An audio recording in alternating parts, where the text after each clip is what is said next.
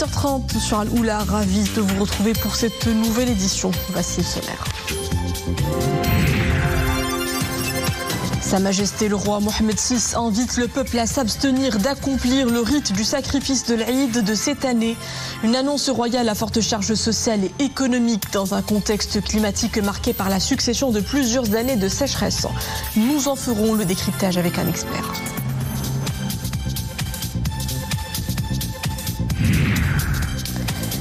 Cannes 2025, les 9 stades qui accueilleront les compétitions seront prêts 7 mois avant le coup d'envoi des compétitions. L'avancement des chantiers des équipements sportifs en prélude au tournoi continental a fait l'objet d'une réunion de suivi supervisée par le chef du gouvernement. Coup de jeune pour un musée vieux de 2 siècles, fraîchement réhabilité. Le musée El Betha des arts islamiques a été inauguré hier à Fès. Pour la première fois, une prestigieuse collection dédiée à l'histoire de la civilisation islamique en Méditerranée s'offre au regard des visiteurs. Avant de développer les titres, ce communiqué du ministère de la Maison Royale, du Protocole et de la Chancellerie. Sa Majesté le roi Mohamed VI poursuit sa rééducation fonctionnelle à la suite de l'intervention chirurgicale sur son épaule gauche. Le processus de rééducation impose des contraintes à certains mouvements et positions comme la position assise prolongée et le passage à la position debout. En conséquence, les activités de Sa Majesté le Roi durant le mois sacré de Ramadan seront revues en considération de ces exigences. Sa Majesté le roi Mohamed VI Amir al-Mouminin a adressé hier un message à son peuple fidèle, l'invitant à s'abstenir d'accomplir le rite du sacrifice de l'Aïd. Message dont lecture a été donnée par le ministre des Habous et des Affaires islamiques, Ahmed Toufiq, lors du journal télévisé hier soir sur Al-Oula. La traduction intégrale du message royal, Iman Ablou. Alhamdulillahi wahdah, wa salatu wa salamu ala maulana rasulillahi wa alihi wa sahbihi. Louange à Dieu, prière et salut sur le prophète, sa famille et ses compagnons. Cher peuple, nous avons veillé depuis que nous sommes dépositaires de l'imama suprême, fondé sur les liens indéfectibles de la Bay'a, à réunir au profit de notre peuple fidèle les conditions de l'observation de la religion, de ses obligations et ses traditions, de ses cultes et ses interactions, sur fond de ce que le Très-Haut a bien voulu combler la Oumma marocaine en ce qui concerne l'attachement aux piliers et le respect des traditions les plus avérées, ainsi que la célébration des jours saints, parmi lesquels figure la fête de l'Aïd al-Adha, dont l'avènement est prévu dans moins de 4 mois. La célébration de cette fête n'est pas une occasion passagère, mais elle est porteuse de significations religieuses fortes, illustrant la profondeur des liens de nos fidèles sujets avec les différents aspects de notre sainte religion et leur volonté de se rapprocher du Très-Haut, en s'évertuant à consolider les liens sociaux et familiaux à travers cet événement vénérable. Notre souci à vous permettre d'observer ce rituel religieux dans les meilleures conditions est étroitement lié à l'obligation de notre prise en compte de ce que notre pays affronte en matière de défis climatiques et économiques qui ont eu pour conséquence une régression substantielle de l'effectif du cheptel. À cet effet, et tenant compte du fait que l'Aïd al-Adha constitue une sunna confirmée dans la mesure du possible, son accomplissement dans ces conditions difficiles est susceptible de porter préjudice à de grandes parties des fils de notre peuple, particulièrement ceux à revenus limités.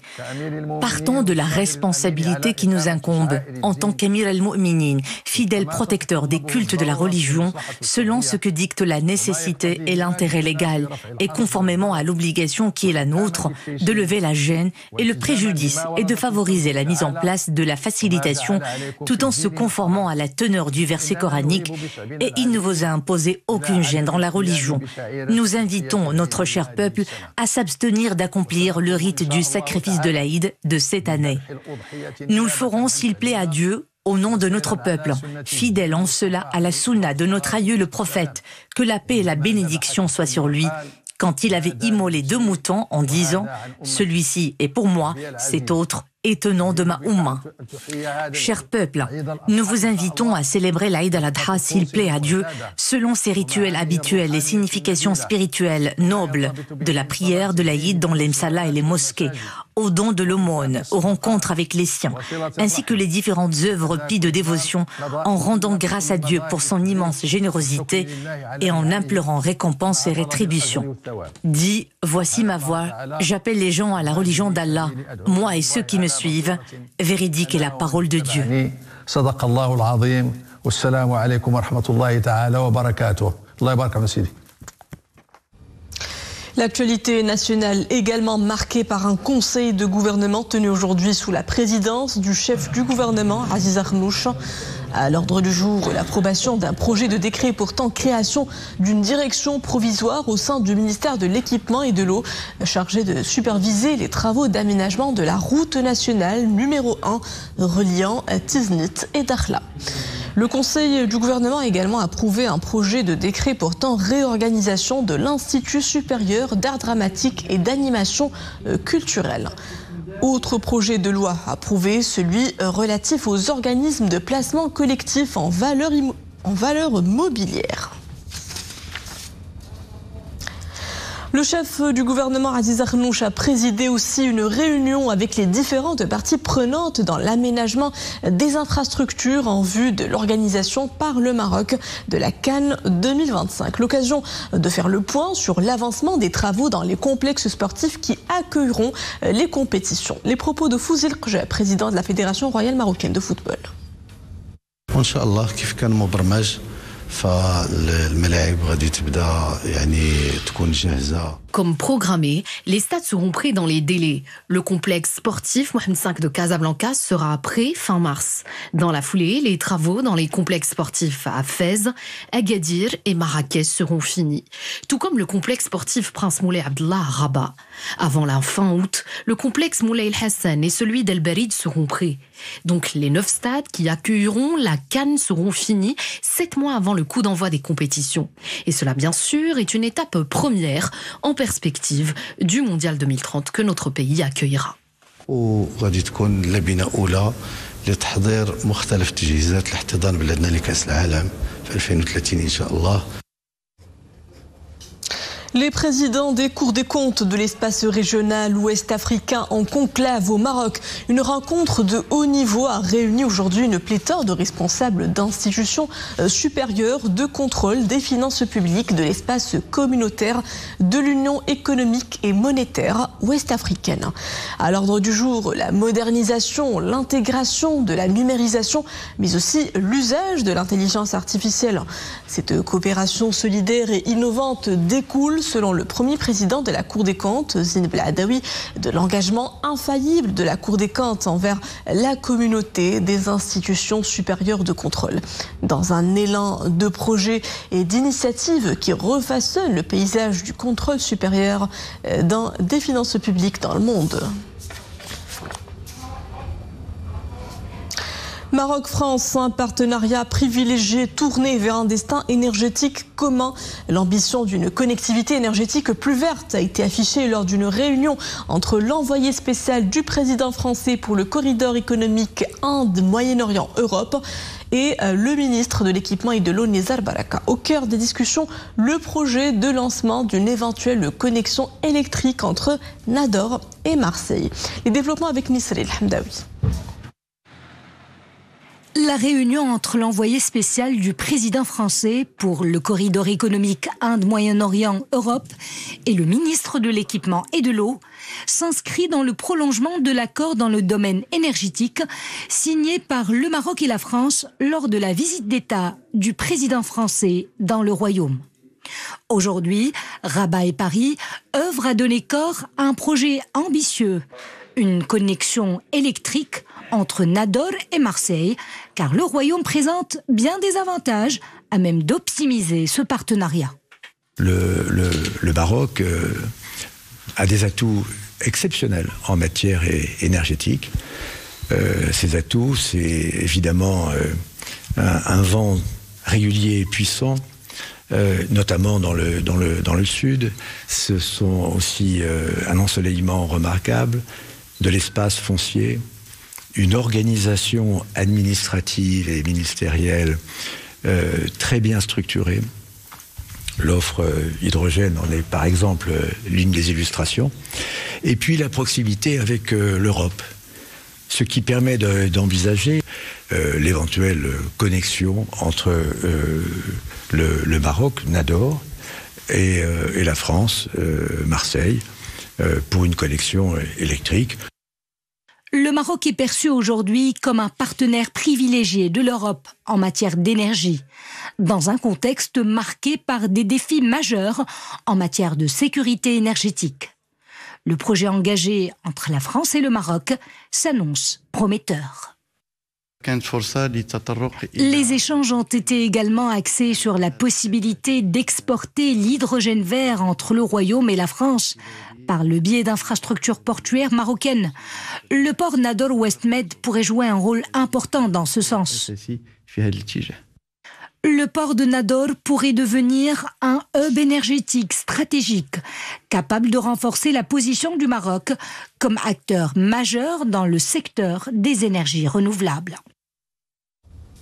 Revenant au message adressé hier par Sa Majesté le Roi invitant son peuple fidèle de s'abstenir à accomplir le rite du sacrifice de l'Eid, en ont fait le décryptage avec notre invité qui nous rejoint depuis Casablanca, Abdeltef Komat, doyen de la faculté des sciences juridiques, économiques et sociales à l'université Hassan II de Casablanca. Bonsoir. Dans cette annonce royale, il y a une dimension sociale et économique derrière cette décision. Comment se décline-t-elle ?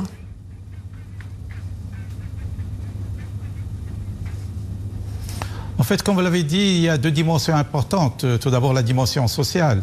Sa Majesté a de la compassion pour son peuple parce qu'effectivement, les conditions, je dirais en termes de pouvoir d'achat et de renchérissement du cheptel, aujourd'hui, feraient en sorte qu'une bonne partie de la population ne serait pas en mesure justement de procéder au rite du sacrifice. Et donc Sa Majesté, en fait, a le souci à ce qu'il y ait une équité, à ce que le peuple, d'une manière générale, et surtout les parties les plus démunies, ne soient pas dans des situations de préjudice et de gêne.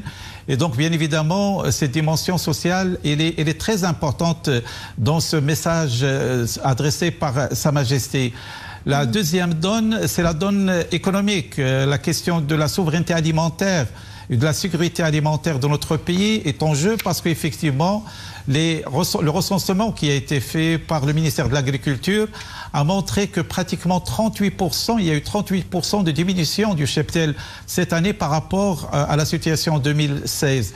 Et bien sûr, la préservation de ce patrimoine national, de cette richesse nationale est une priorité. Et bien sûr, le sacrifice, s'il est fait dans ces conditions difficiles, avec pratiquement 5 millions de têtes, il va apporter encore atteinte à ce cheptel. Et donc, bien évidemment, de la sagesse de cette orientation de ce message de Sa Majesté, parce que c'est l'intérêt général du peuple, c'est la dimension sociale, la dimension économique qui prévalent dans cette, je dirais, orientation royale. Et l'on voit bien que des efforts ont été fournis pour renforcer le cheptel, notamment les mesures d'importation, sans pour autant faire baisser les prix. Une décision comme celle-ci pourra-t-elle prévenir une nouvelle érosion du pouvoir d'achat ?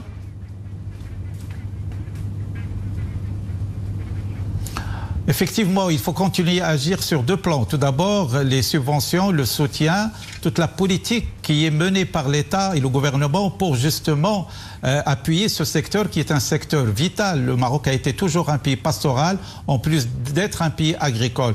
Et bien évidemment, le soutien et les subventions doivent continuer, mais en même temps, bien évidemment, cette décision aurait un impact parce qu'il va préserver en fait une partie du cheptel, du sacrifice, et il va permettre plus de reproduction. Et l'espoir, c'est de revenir à la normale, notamment en matière de cheptel au Maroc. Et bien évidemment, cette question, je dirais, cette décision aurait un impact certain sur justement à ce qu'on revienne à la normalité en matière de patrimoine au cheptel marocain.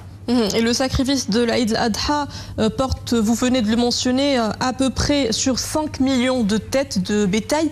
Quel est l'impact d'une abstention sur la reproduction du cheptel au Maroc ?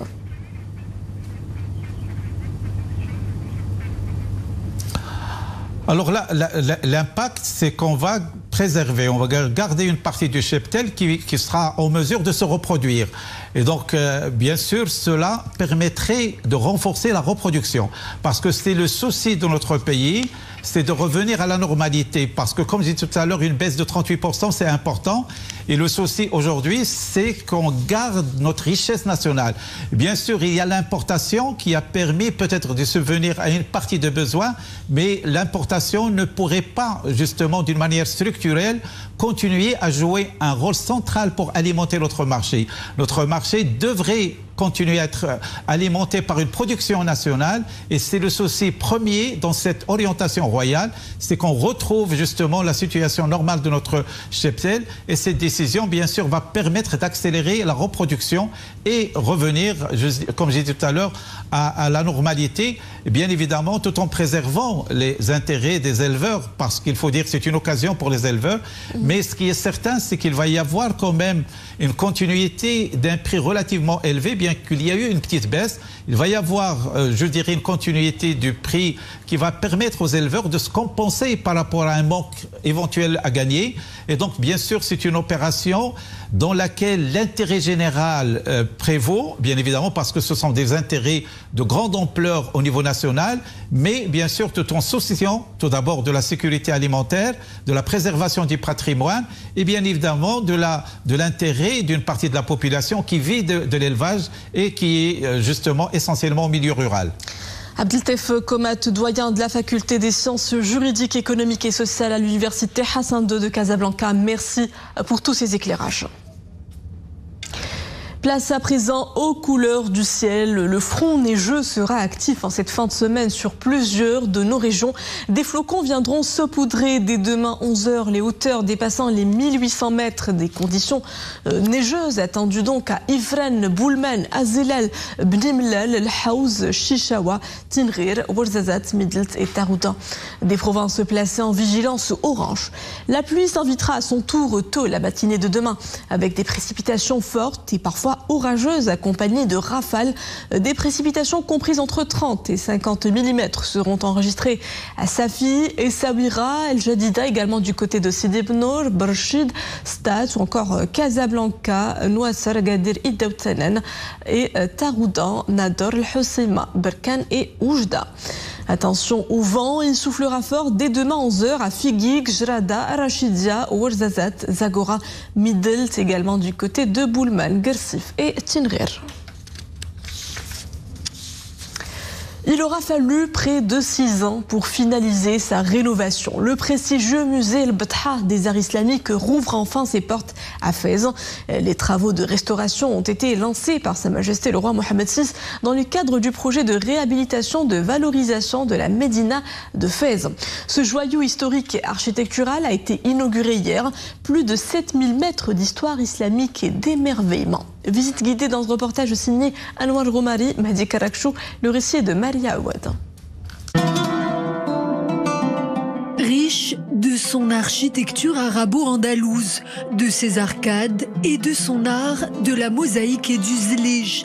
Ce palais construit à la fin du 19e siècle par le sultan Moulay Hassan Ier se réinvente en musée des plus éblouissants, celui des arts islamiques. D'ailleurs, au cœur de ces colonnades se trouvent des trésors de notre patrimoine. Parmi eux, des éperons et des sabres, des bijoux et des montures, des ouvrages et des manuscrits vieux de plusieurs milliers d'années, ode à notre histoire nationale. Sous le règne du sultan Moulay Abdelhafid, un ordre royal a été donné pour rassembler dans ce palais une très belle collection des armes qui proviennent des particuliers de la ville de Fès et de l'arsenal Bab el-Makina qui se trouve juste à côté du musée.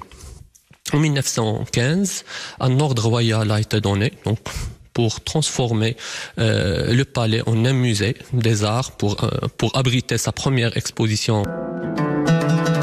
Portée sous l'égide de Sa Majesté le roi Mohamed VI, la restauration de ce lieu chargé d'histoire s'inscrit dans le cadre de la réhabilitation de la Médina de Fès, classée au patrimoine mondial de l'UNESCO.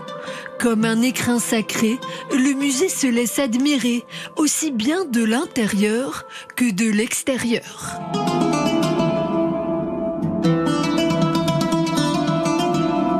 C'est un musée bijou, c'est un musée beau, c'est un musée qui dégage une spiritualité comme la ville de Fès.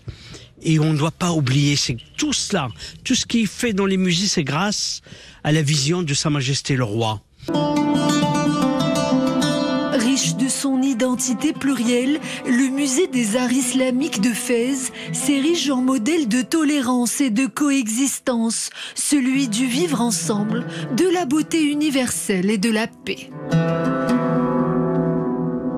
Ce musée est extraordinaire et une chose est frappante dans ce musée, c'est qu'on met en valeur la tolérance au sein de la société marocaine, le fait que plusieurs religions coexistent, et je crois que c'est vraiment quelque chose qui fait plaisir dans ce monde où ce n'est malheureusement pas partout comme ça. Ce musée est vraiment incroyable. Il donne à voir la beauté du patrimoine marocain, de ses coutumes et de ses traditions. Cela montre la richesse du Maroc, une richesse qu'il faut absolument préserver. Pousser la porte du musée des arts islamiques de Fès, c'est pénétrer dans le monde céleste de la mémoire collective, dans un monde où la beauté se conjugue avec délicatesse entre le savoir et la sagesse. Et avant de refermer ce journal, je vous rappelle qu'à l'occasion du mois sacré de Ramadan, nos rendez-vous d'information changeront d'horaire. Retrouvez à partir de 13h le journal francophone ainsi que le Telediario, journal en espagnol. Votre édition à Dahira et le journal en langue amazigh vous seront présentés à partir de 15h30. Le journal principal Raïsia est programmé pour 21h15 et puis le dernier bulletin d'information sera diffusé aux alentours de minuit. Voilà tout pour ce journal. Le retour de l'information est à 20h30. Excellente suite des programmes à tous sur Al-Oula.